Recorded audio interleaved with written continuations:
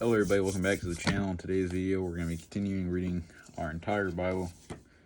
We're getting pretty close to almost halfway now. Pretty darn close, but about right there all the way through. So, we're going to be reading, this is going to be based off 1 Samuel chapter 15. This is the final strike. So, even though the Philistines are not completely defeated, they stop bothering Israel for a while. But other enemies continue to trouble the people.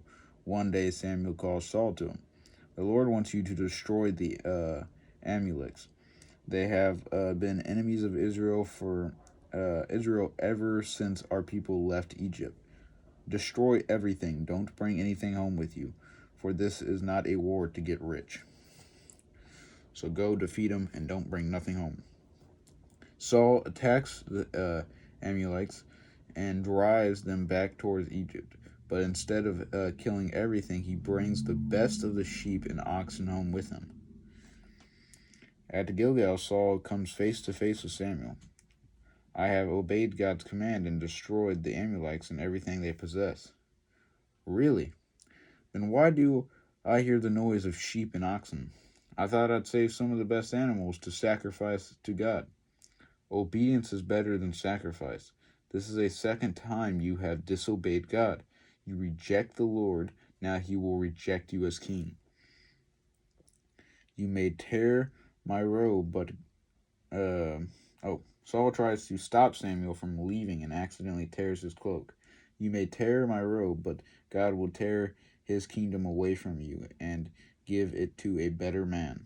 No, my people, At first, Saul tries to lay blame on his people, but finally he admits he has sinned against God. Samuel prays with Saul and then goes home, never to visit the king again. So he would never see Saul again.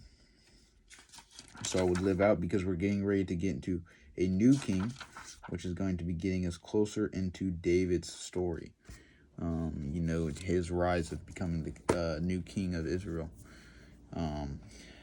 As God has promised him, because he disobeyed God twice and did exactly the opposite of what he had said. I mean, even in the story we just read, he told him to bring nothing home.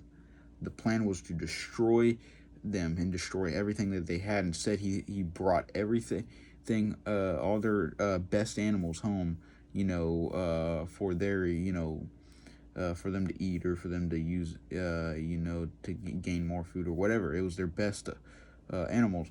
And that was exactly what Samuel told him not to do. He said, don't bring nothing home. This is not for riches.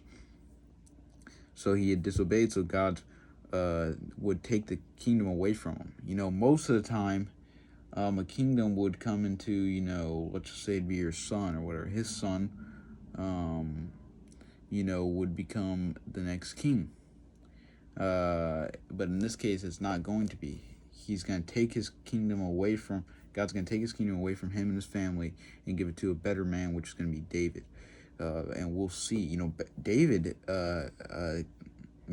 kept, his word and did what God told him to do, but he had incredible faith. He had one some of the best faith, you see throughout the Bible, whether it be facing Goliath or many of the other battles he would have on down the road. He had great faith. Even when he fought lions and bears and all that stuff. So, with just a slingshot as just a small boy, So, it's incredible what he, was able to accomplish and do. And that should be motivation in itself. So, I'll catch you guys next week. Hopefully you learn something new. And God bless.